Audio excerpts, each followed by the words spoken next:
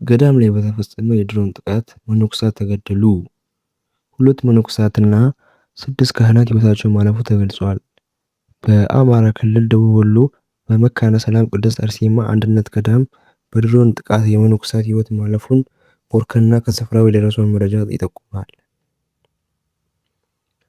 በትናንትናው ዕለት ሐምሌ 16 2018 ዓ.ም በምዕራብ ወሎ በመካነ ሰላም በአባይ ወንዝ ዳርቻ በሚገኘው አባይ ገዳም የሰማዕቷ ቅድስት አርሴማ አንድነት ገዳም ተብሎ በሚጠራ ቦታ ላይ 4 ሰዓት ተኩል አካባቢ በተፈጸመ የድሮን ጥቃት በገዳሙ ውስጥ የሚኖሩ 2 ሴቶች ወዲያው ሕይወታቸው ማለፉንና ሌሎች መቁሰላቸውን ምንጮች ገልጸዋል።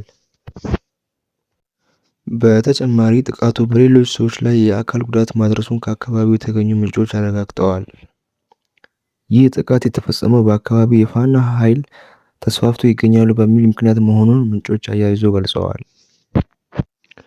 ይህ በንጹሃን ለሀገር በሚጸልዩ መነኮሳት ላይ የተፈጸመው ጭፍጨፋ በአጋጣሚ የተከሰተ ሳይሆን ከዚህ ቀደም በደብረ ኤልያስ ገዳም ላይ ከተፈጸመ ዘግናኝ ጭፍጨፋ ውድመት የቀጠለ አደገኛ አካሄድ ነው። በዚያም ወቅት በገዳማት በመነኮሳት ላይ ያን ያህል አሰቃቂ ጥቃት ሲፈጸም ምዕመኑ ሆነ የቤተ ክርስቲያኗ ከፍተኛ አባቶች የጠበቃና ጠንካራ ምላሽ አለመስጠታቸው እንዲሁም የህዝብ ዝምታ በመንግስት ዘንድ እንደ ድክመት ተቆጥሯል።